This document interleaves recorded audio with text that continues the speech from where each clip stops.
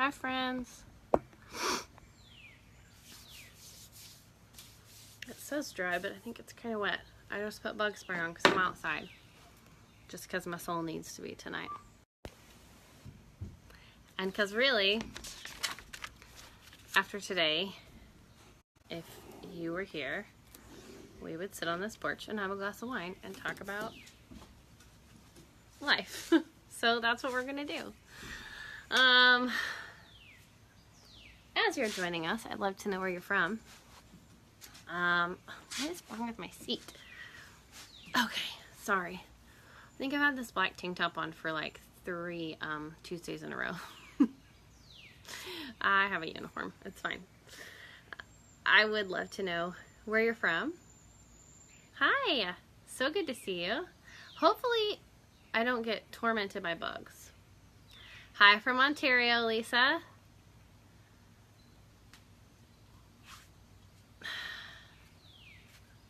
Hi, Jerry. Jacqueline from Maryland. Is that how you say your name?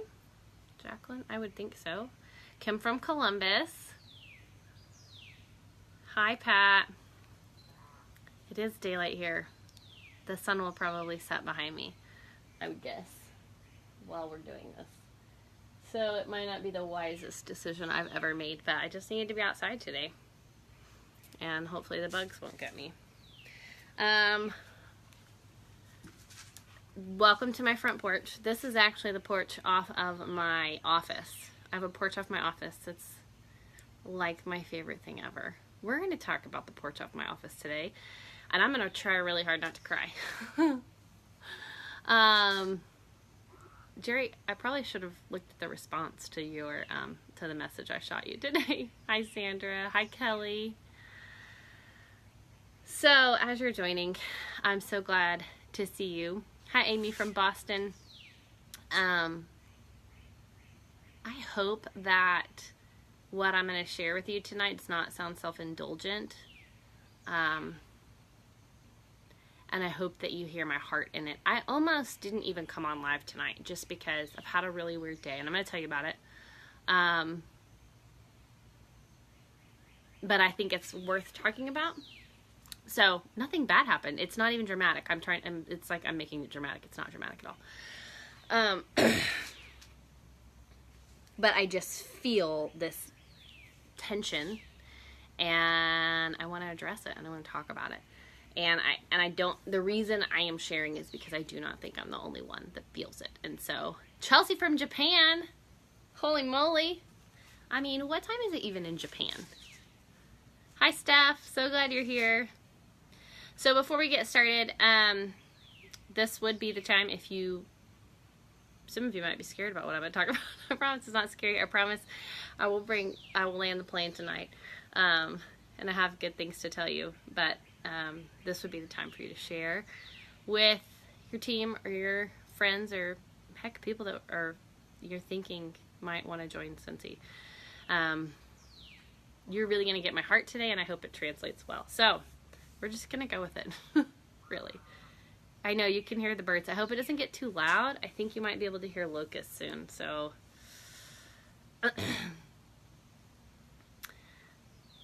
oh my goodness. Who was it that just said I had surgery this morning? Shay, working from her bed for the next few months. I had surgery this morning. I'm writing my Scentsy contact info on the bottom of my cast. Shay, that is amazing. Hi, Kylie. You are a rock star. That's amazing. And that's a very productive use of your resources, I think. Okay, so we're going to get started. My name is Allison Dalkey. I am so excited that you're here. I think. I have mixed emotions about you being here, honestly, because I just think I can't help but tell you my heart tonight. And sometimes that's scary and raw and scary. And it's a little bit scary. Also, the title of this is The Scary Truth About Dream Chasing. And so we're just going to all go to scary places together. Oh, so, again, my name's Allison. I'm from Oklahoma, broadcasting from just a little bit north of Oklahoma City.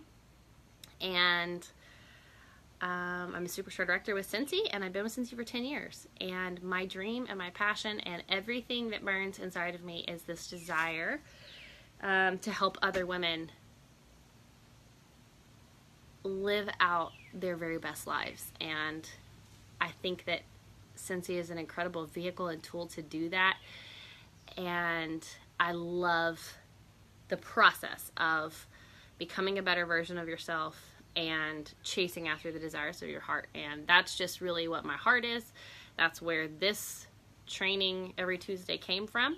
I did promise you that if I didn't have anything to say, that I wouldn't come on, and I almost didn't come on tonight because I think that I think that the enemy wanted to keep me from saying things that I think probably matter to other people. So I'm just going to dive into it. I'm going to tell you where I'm at. I am going to try not to cry. And I think you're going to see just the raw place of where I'm at. So, I titled this The Scary Truth about Dream Chasing because that's where I'm at. That is where I'm at. And I did say I'm going to talk about my front porch, and I'll tell you why in a minute. So, I will warn you, you might have just showed up for church because I'm just going to tell you everything that I'm telling you tonight is honestly just me talking to myself and trying not to be killed by bugs. We're going to hope that doesn't happen. So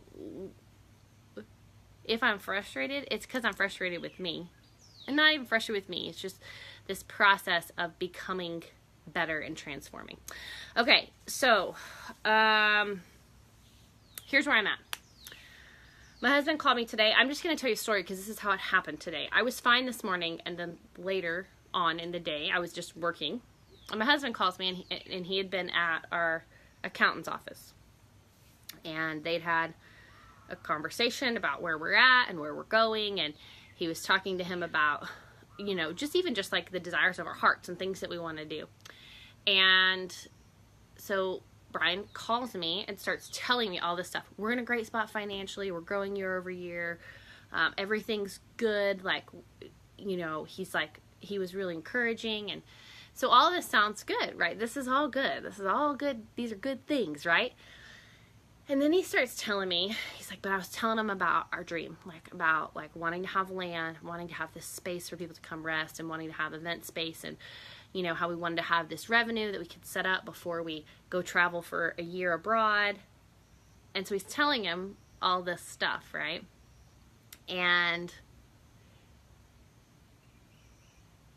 our accountant says, okay, I think you guys can do that, but you probably need to save X amount of money over the next several years, over the next several years. And then you're right on track, right? And I'm like, okay, that sounds great. But even as we're talking about this, I'm like, okay, but if we want to save that much money, that means that we have to change some things drastically in our lives. And so Brian starts talking to me. He's like, so we can sell our house, and then we can move into a rent house, and we can stay in a rent house for a couple years. That'll help us save even more money. And everything in my soul is like, put the brakes on. Like, I don't want to do this. I don't want to do that. That's too hard, and I don't want to do that. Literally, that's what my soul is telling me, right? Like, I don't want to do that. I don't want to move from where we are so we can move again, I'm not interested in that.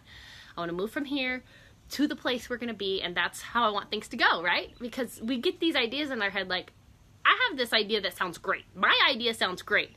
I think we should stay here until we buy our land and buy our barn and buy our house. That's a great plan, but it's just not realistic. And the thing about chasing big and wild and crazy dreams is that, one, we have to be honest with ourselves, and two, usually it's really uncomfortable. It's really uncomfortable. The other part of that is there's other ways for us to save more money faster that will also be hard things to do. And I'm telling you this because I feel like oftentimes when we step into walking towards the desires of our heart and walking towards the dreams that I believe God's planted in your soul, that it's going to be hard, and that we're going to have to make sacrifices, and we're going to have to come up with a plan that maybe doesn't feel all that great, right? And that's the scary and honest and hard truth about dream chasing, that at the end of the day, there's things we're going to have to lay down if we want better things for our lives. So I tell you that, and then I want to tell you this. I had a conversation with my sweet friend. There's a really great little co-working office space where I live. It's for women only, and it's more of a tribe than it is a space. It's just my friend Amber has done a great job of putting women together and empowering them. And I was sitting there with her, and I told Brian, like, can we talk about this later? Like, I don't want to talk about that right now. I don't want to talk about changing things and doing things different and doing hard things. I don't want to talk about that. I just want to keep living this life that's really, really comfortable, right? And I was telling her, I'm like, Amber, if nothing changed in our lives, like if we changed nothing, if we just kept doing what we were doing and we stayed where we were at and we did all these things, you know what? Our life would be great. Our life would be great. And she looked at me and said, but what about the dreams in your heart? Oh, that's hard. Hi, baby. Oh, you're making me sweat. Why? Because you have all those clothes on. Well, I don't want to get my hair wet. That's fine. It smells good out here. Okay, I love you. You need to go inside. Inside. You're a distraction. Go. Bye, people. Sweet dreams. So she goes, what about the desires of your heart? And so we have this very raw and honest conversation about what about the things in your heart. Like, and here's what I looked at her and said, I really hate mediocrity. I really hate mediocrity. Like, I despise mediocrity. And I was thinking about that today and about how I hate small living.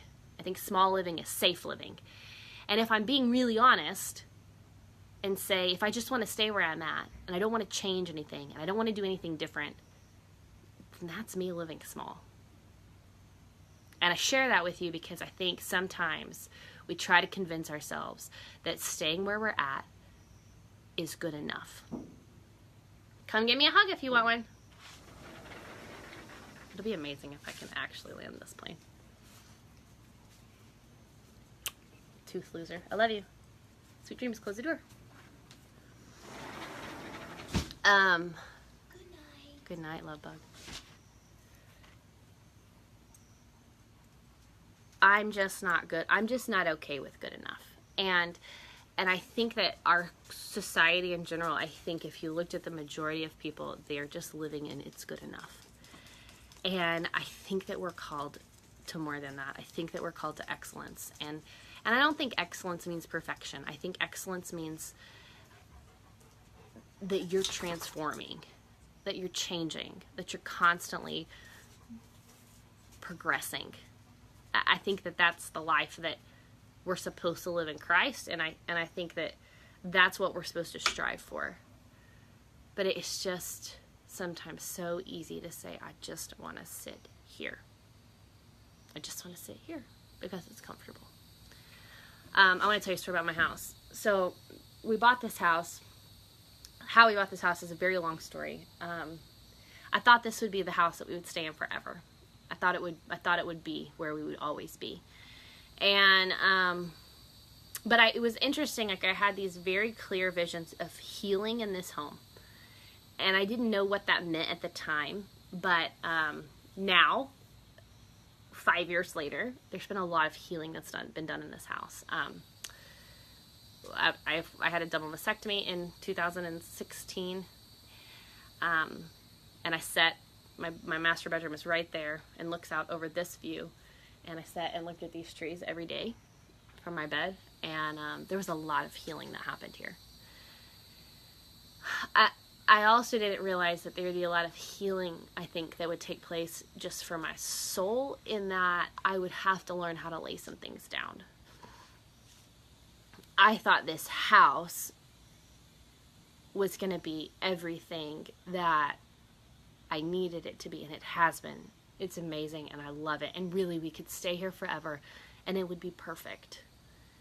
Except there's this little thing in my heart, this little bitty dream planted, that desire in my heart, that I know we're supposed to do something else. And I know that we cannot do it here.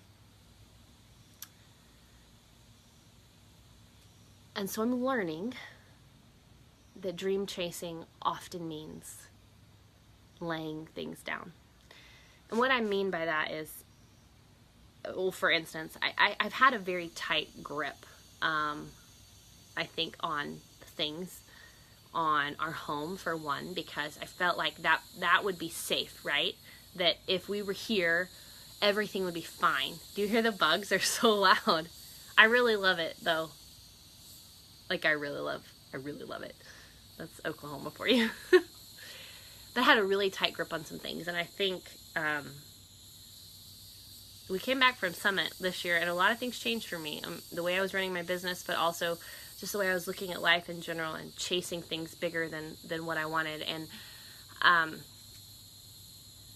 on a whim, I felt that I knew somebody, actually, that was in the little tribe of people at the collective where I office out of. She was looking for a house, and I said, why don't you come look at our house? And I think it was just me loosening my grip on this place. One thing I have learned over the years is that usually, if there's a dream in my heart, there is something better that God has in store for us. Not that I need better than this house, not that I need better. That's not what I'm trying to say. But usually I have a tendency to hold tight to things that I don't want to let go of because they feel safe to me. And I've learned that when I loosen my grip and when I open my hands and surrender, that is when things change. That is when I change. And I get closer, I think, to who I'm supposed to be. A little step here and a little step there, right? So letting her come look at our house was sort of me loosening my grip on this place and what I would call this kingdom. Like, we talk a lot about building your empire and building all these things that matter, but I think what actually really matters is living out the thing that you're put on this earth to do. That, I think, is stemmed from the desires of your heart. I don't think those things that you ache to do, that you yearn to do, that you daydream about, I don't think those are there on accident. I think they're there because they were created for you to do and for you alone to do. But what happens is we hold tight to the things that are comfortable to us, and we hold tight to the things that we think we have to have and that we need. And when we do that, we keep ourselves often from something better.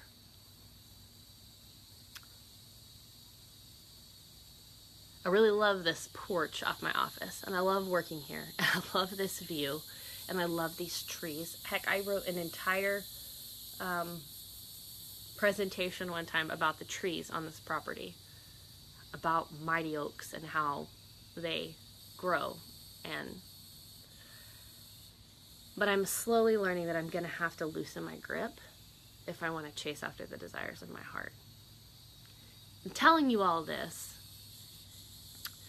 because we've been talking about redefining your business. We've been talking about redefining what you see as success.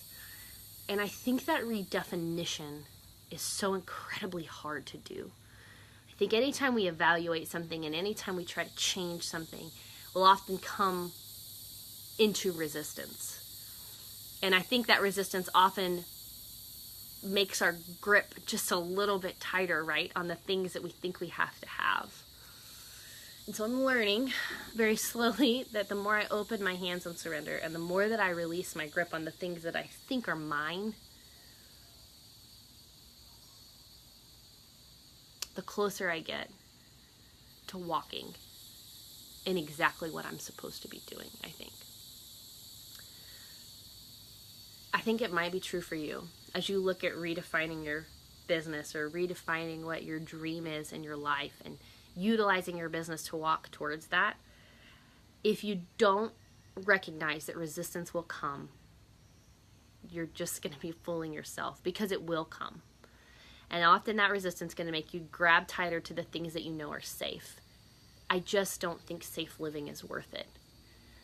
Now, here's what I want you to understand. When I say that I despise mediocrity, it's not that I despise contentment. Contentment and mediocrity are two very different things. Mediocrity is lackluster. It's uninspiring. It's not great. Mediocrity is ordinary and average. Mediocrity is middle of the road and unexceptional. It's unremarkable. Mediocrity is forgettable. And I just don't think that any of us were supposed to be forgettable. It's like there's a duck behind me. Good Lord, I hope there's not a baby duck in our bushes, because we'll be raising it. The opposite of mediocrity, though, is excellence. And I think that we think that excellence is something that we can't achieve. But I said it before, and I think that there's a church called Willow Creek. It's Bill Hybels' church, and one of their core values is that excellence honors God and inspires people. And I think that's very true. But I think we get our mind wrapped up about how excellence is like perfection. Excellence is not perfection. Excellence is transformation. Excellence is transforming. It's walking into who you're supposed to be. And so I think we have to redefine what we're called to be in excellence. Hi, babe. Hey. Lucy didn't want you to kiss her. Still want to get out of bed. You need to take over? Well, it's really going to kill the mood. Okay, you keep going. Just tell me when you get to the stopping point. Well, I don't know.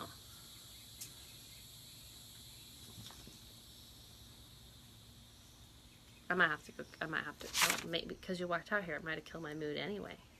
We'll go kiss her real quick. Okay. Well, you're going to have to talk to them. Okay. I'll be back.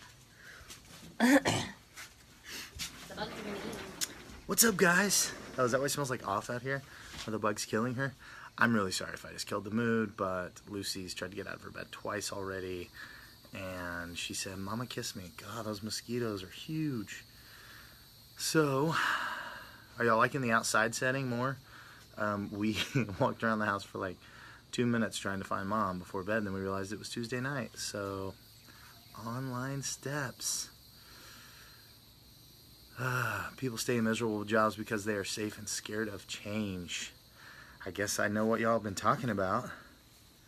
So, side note, went and met with our accountant today, and he knows a little bit about, he even knew about online steps, which is crazy, but it was just really cool to hear someone, he knows very little about Cincy besides the accounting side, and basically was talking about how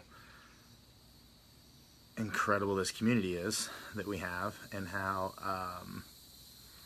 it's just amazing. He was like, I do accounting for so many people that are in direct sales, and what you guys have with your community and people that are helping each other, and the way that, you know, just the way that Allison's doing her stuff, and then the way that so many of you guys on here help each other out. He was like, I just want to tell you guys that's amazing. And I didn't even know that he knew anything about online steps or Cincy or any of that. So, hi Joss. So anyway, I just thought that was really cool. Thought I'd mention that to you guys. Y'all are a part of something that is so much bigger than any of us, and other people know about. Hello from Texas. Oh, your name disappeared. I didn't see it. Told us about the accountant and the scary dreams. Yep, we got some scary dreams. Yeah, there was a whole, I sat in there for 2 hours. I had a 45-minute appointment, and we just chatted for 2 hours. So it was awesome. So I said something about our accountant, and someone said, she told us about the accountant and the scary dreams. So, yeah. All right, well, boss is back. So I told them how you called me and told me all these things, and I was like, I should really not talk about this right now. Yeah, it's a lot of pressure. So, you just read Love Does? Oh my gosh. So, another accountant story. We were talking today, and I referred to Bob Goff a couple times, and he goes, "Who's Bob Goff?" And I go, "Are you kidding me right now? You don't know who Bob Goff is?" So, our accountant is very Dave Ramsey-centric. He has all Dave's books in his office. He's one of Dave's, what are they called? Like certified retailers or whatever. And so, I just always assume if you know Dave Ramsey and Craig Rochelle and all these guys, that you'll know Bob Goff. He didn't know it, so he wrote it down. He's like, all right, I'm going to make that the next book I read. And I was like, well, hold on to your britches because you're about to start loving like crazy. So anyway, God, you did say there were going to be pests out here. I didn't realize they were going to be life-sized. Kidding. All right. You do pressure with grace, you two. I don't... What? You do... I think probably you didn't know what I was talking about, and so... I have an idea that you were probably talking about how people stay in their miserable jobs because they don't know where else to turn or they don't know what else to do. Were you watching? I wasn't watching. Someone made a comment, so I guess. All right, I'll let you guys go. Go away. Okay. It's good I needed that anyways. So here's one of the reasons I sometimes want to resist walking into greater things. And I think we all do this. I've seen this happen with people's businesses. There's some, like a couple people specifically that I just haven't been able to get to. And what I mean by that is, like, I have a couple of people on my team that have this potential that's like rock star amazing, but the change into greater things and into transformation is so hard that sometimes it's just, they just don't think it's worth it. And it makes me crazy. Like, I just want to shake them and say, what you could do with this would be amazing. But they don't want anything different, or they're not willing to sacrifice anything to get something different. I was thinking today about why I didn't want to talk to Brian about, like, what needed to happen for us to walk into this, like, bigger dream. I was thinking about it, and I just kept thinking. And so here's what I think happens too, is we have these dreams and these passions, and then we get bombarded with lies and bombarded with deceit and bombarded with doubt about, it's just so counterintuitive to the truth. And we have to recognize that. So here's an example of that. Today I was running through my brain, like, I have these things that I want to do, changes in my business I want to make, changes we need to make to our finances, temporary sacrifices. Yes, Patty, right? Like, for a long-term gain. Changes that we might need to make even to things like our living situation. And some of those things I just don't want to do. And then I started thinking, well, I can't do that. I can't do those things because the things most important to me are like the ridiculous schedule that I set in terms of, like, the time with my babies and the margin that I place in our lives and all of those things. And I kept thinking, I can't walk into those other things because how will I maintain that? And honestly, like, even just now, I don't know why I'm so emotional about this today. I just am. Even just now, in the middle of this, going to kiss my baby, it was like this confirmation that you can do hard things and still be a great mom. You can do things that can change your life and other people's life and still be a great wife. Are you going to have to fight for it? Yes. Yes. Will it be worth the fight? Yes. Absolutely. I wear this necklace around my neck. I couldn't think of what it was. Wrist? No. Neck. That says fight. It was the word that was kind of given to me by the Lord when I was trying to make my decision about what to do. Well, I'm going to give you the short story. So I have, I'm sorry, this is totally not relevant. You're either going to watch this or you're not. And if you're bored, if you want to know how to do a basket party, YouTube it. There's a lot of training because we're obviously not going there today. This is about bigger things than that. I carry both BRCA1 and 2 mutations, which means that my breast cancer risk over my lifetime was up to... Oh, I almost lost you. My ovarian cancer risk is equally as high. It's incredibly rare to carry both mutations. So for a long time I was on a high-risk screening program, and then I got to this point, much like... God, and this is why I hate it today. The way I felt today is the way that I felt when I knew that I needed to make a decision about my health. And it's the same way I felt today, and I think that's why I'm so emotional about it, because it feels very heavy, and it feels like there's so much tension like in my soul. And that's how it got when I felt like I needed to make this decision about my health. And so the decisions were basically continue to be on the high risk screening program, which means an MRI, a mammogram, and ultrasound every 6 months, which I was grateful for. But also it got very, very, very burdensome on my soul. And there were several things that led me into just really praying about, do I do something more drastic? And I had this, and then there was just this season of tension where I was praying and I was looking for answers and I was seeking counsel and I was doing all sorts of things. And I finally just had this day where Brian and the kids were gone and I was mopping the floors in my house. And I really love to clean. It's like instant gratification. Granted, we have somebody clean our house and I'm grateful for that, but there are times I just want to clean.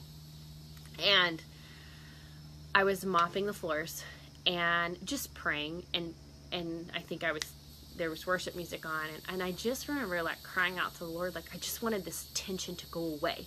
I wanted to feel peace about where I was supposed to go. And he just gave me this word, fight. And so I immediately like go to my Bible. I'm like, what does that mean? I don't know what that means. And the first verse I come on that has the word fight in it is in Exodus 14. And it's when Moses is leading the Israelites out of slavery and away from Pharaoh's reign. And it's this is when they've actually left for the last time. And they're all grumbling and complaining because the Lord turned Pharaoh's heart again, and the Egyptians were coming after the Israelites again. And so the Israelites are just mad. And Moses, and actually God says to Moses, the Lord will fight for you. You need only to be still. So it's like this, that's such a line that people hear and say, and it's like on pillows, the Lord will fight for you, you need only to be still. What's interesting about that is, in context, the very next thing that happens is he says, basically tells them to get up and go towards the Red Sea. So he says, the Lord will fight for you. You just need to be still. But then he says, now get up and move. Meaning, he will fight for us, but we're supposed to do our part. And since then, I obviously decided to have surgery, and it was the most, I've never had more peace about a decision in my life. But since then, I've looked at the word fight in such a different way. Yes, I think there are people that will fight for you and with you, and I think the Lord will fight for us. But I also think that we have to get up and move. And sometimes we have to get up and move and walk towards a Red Sea, which appears to be a dead end. Sometimes I think that's what dream chasing is like. You walk towards what looks like Crazy Town, USA. Like, we're going towards the sea. People are chasing us. This does not look good. But it's this desire of your heart, right? It's what you feel so called into doing. And maybe it sounds a little bit crazy. And maybe people think there's no way you could ever do that. You're not qualified. You're not smart enough. It's too late. You're too old. Lies, lies, lies, lies, lies. We're supposed to walk towards the Red Sea, because what happens is when we walk in obedience, when we go towards the desires of our heart, when we make the sacrifices, when we do those things, you know what happens? Then God fights for us. Then we get that relief that we wanted, the Red Sea parts, right? The things happen that were supposed to happen. But we have to do our part. We cannot just keep sitting around waiting for something to happen. You know what I've prayed about lately? Lord, could you just get somebody to give us some land and the perfect barn? That's what I would like. Could you just do that? It doesn't hurt to ask. Doesn't hurt to ask. But you know what? It's just not how faith works. It's not how life works. You know, we have to do our part. We have to walk towards the sea sometimes. We have to walk towards what may seem crazy to somebody else. But when you have vision and you have purpose and you know where you're going, guess what? Waters part. Things happen. You walk across on dry land. and everybody else drowns. Because you were walking in that purpose and that passion from your soul. That's what we're supposed to do. But it's so easy to mumble and grumble and say, but it's hard. Yeah, no crap, it's hard. Like, it's going to be hard. If you want something different in your life, it's going to be hard. Is this business hard? Yes. Yes, yes, yes. It's one of the hardest, most beautiful, most rewarding things I have ever done in my life. And it can be that for you too, but you will have to get your butt up and move. You're going to have to make the very next step towards what has to happen. If something's not working, change it. If things aren't going the way you want them to go, change something. If you're not making enough money, do something different, because other people are making money. I'm not saying it's you, but I kind of am saying it's you. And when I get stuck, and when I get put in a rut, and when I'm in a place where I think I can't, first of all, stop listening to the lies, because they're lies. They're lies. You know what I heard today? So Brian's telling me all these things we need to do, the sacrifices we need to make, the things that I need to lay down, that I need to lay it down. It's not mine. I need to release my grasp on it and let go of it so I can walk into greater things. So I can walk into what I'm actually supposed to be walking into. You know the lies that I heard? Somebody else could do it better. You have no authority. Who's going to listen to you? Lies. Lies, lies. And I know that you're hearing them too. I know that you're hearing them. If you are doing anything risky, if you are doing anything towards walking towards something greater, you're hearing lies. And you have to acknowledge them as lies, and you have to make a commitment to move forward past that. It's so vital. It's so important. Sometimes we have to get up and move. And sometimes that means laying down things. You know what the Israelites were grumbling about as they were leaving slavery? What they were grumbling about when they were in the wilderness. Being fed and clothed. Food came down from heaven, and their clothes never wore out in 40 years. And you know what they were doing? Complaining. Complaining about how it would have been easier to be in slavery. And what's so funny about that is we do the same thing. We do the same thing. We've been given opportunity to change something in our lives. We've surrounded ourselves with people that can preach life into us. And we're complaining. We're complaining about how it would be easier just to not.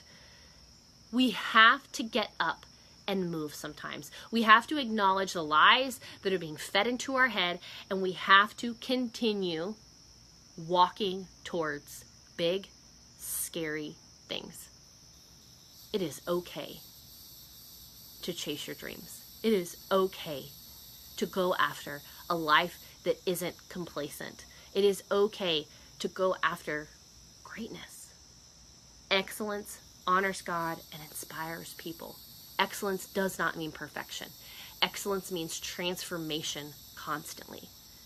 I believe we are creatures called to transform, and we get stuck in our safe places. And I don't think that's where we're supposed to be. I think we're supposed to be in a place where our heart feels fulfilled, where we know that we're walking out what we want to walk out. I'm going to tell you something right now. I'm going to verbalize my dream to you, and then I'm going to tell you what my plan is. Some things I've written down that I know I need to do to get there, and what I hope you do is that you write these things down and you use them as your roadmap to where you need to go. And I hope that you continue to visualize what it is you're working towards. It might not be a barn and land. It might be a city house in the middle of San Francisco. It might be vacation property. It might be a house on the beach. And I know that's some of your dreams because you've told me. And it might be giving more money someplace, and it might be getting out of debt, and it might be taking your family on their first ever vacation. I don't know what your dream is. It doesn't really matter what it is. It matters that you walk towards it. It matters that you understand you will be fought for, but that you have to do your part, and you have to get up, and you have to move. And sometimes you have to lay things down. And sometimes you have to loosen your grip on the safe and the comfortable for a season to walk towards something greater. I want to tell you about my dream again because I think it's important to verbalize. And I want you to verbalize yours to somebody else this week. That's one of my challenges to you. Whatever it is you're working towards, wherever it is you're going, I want you to tell somebody today. And I want you to be as like descriptive as you possibly can. I have this dream that we will have land, space, close to where I'm at now, but space where we can bring people to come and rest. Because I will tell you one thing surgery will do, is it will teach you how to rest. And it will teach you that the world continues to turn. And it gave me, I think, renewed purpose in my life. And I want that for other people, minus the surgery. You don't have to have surgery. I want a place where people can come and rest, where they can feel loved and adored, where they can feel loved like Jesus, where they can eat some killer food that my smoking hot husband's gonna make them. Maybe I'll make a few things too. But where they can just come and be. And I want a big, huge, beautiful barn with more white dishes than you can ever imagine. I want the longest farm table with the most beautiful linens.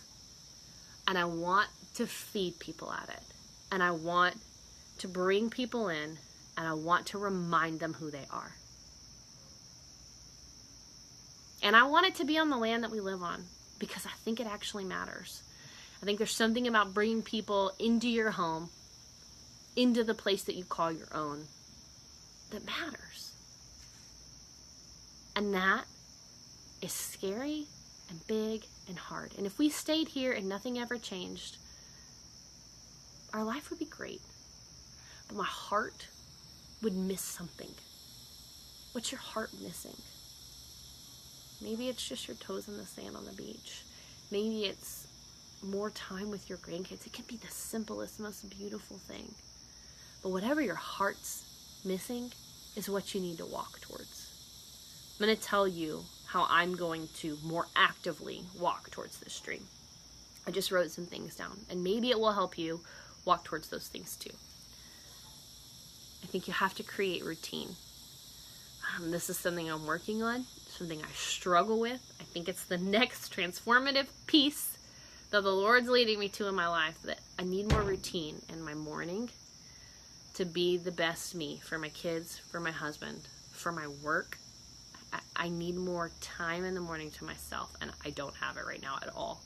And my husband can vouch for that. I will just sleep in until someone makes me get up. There's been seasons in my life, though, where I've gotten up and I've had this time, this routine, this space to think and breathe, and I need it back. And I'm going to have to fight for it. And it's worth fighting for. He just said, yep, because he knows. So create your routine. It might not be a morning routine. It might not even be like an evening routine. Maybe it's just a routine in the work that you're doing. I believe that there's beauty to be found in creating routines around your work schedule, around your Scentsy business. Here's what I do when I sit down to work, and it probably doesn't need to involve getting on Facebook immediately, right? Create your routine. My other tip, find your people. I sat today and cried with a sweet friend. Actually, I cried to a couple friends today, one on Marco Polo and one in person, face to face. And I have had to fight hard to put the right people around me, the people that breathe life and victory and truth into my life. If you don't have that, you have to fight for it. You have to seek it out. Is it easy? Nope, not at all. Hey baby, you want to turn these lights on when you get a chance? It's not easy, but you have to fight for the people that can speak life and truth into you. Find your people. Here's another one of my tips. I have a list. It's not numbered. I don't know how many there are, but here's the other one. Another one. Thanks, baby. Didn't really help. Oh, that one's totally burnt out. That's why. Fight for your peace. Here's what I mean by that. For me, I get overwhelmed, and my brain, I'm an achiever, I'm pretty sure, in terms of like personality type. I want to do, and there's always in my head some project like that I want to work on, or something that I want to create, or, oh, that helped. I always have things rolling through my head, and I've had to learn how to shut it off.